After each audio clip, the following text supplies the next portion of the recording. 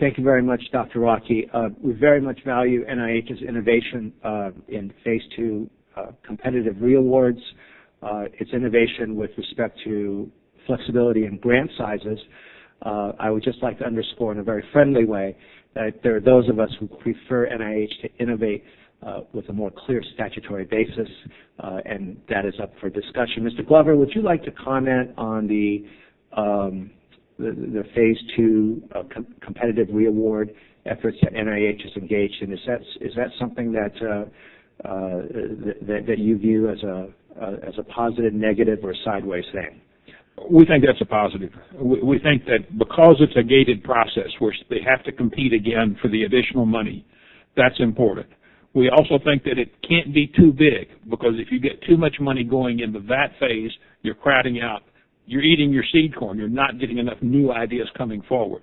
But we think that so far that seems to be balanced at NIH, and it's a positive. And I think that as long as Congress puts a gated process in and provides some additional funding for this kind of activity, it's a great idea.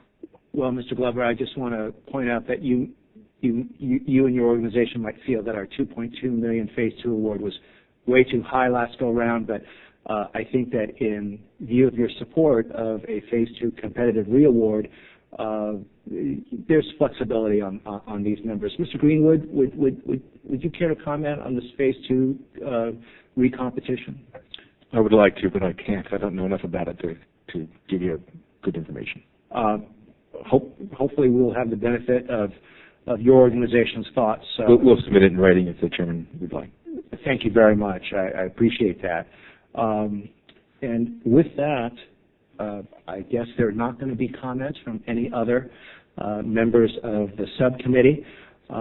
If our witnesses are not going to volunteer anything for the good of the order, then I want to thank you all for being here this afternoon and spending a decent chunk of time with us. It has been, I think, edifying for all members, and I hope that it is part of a collaborative process as we go forward to have an SBIR program that helps stimulate innovation, stimulate small business and employment, and the production of new products, new services, and life-saving therapies, and also helps keep our defense and other industries strong.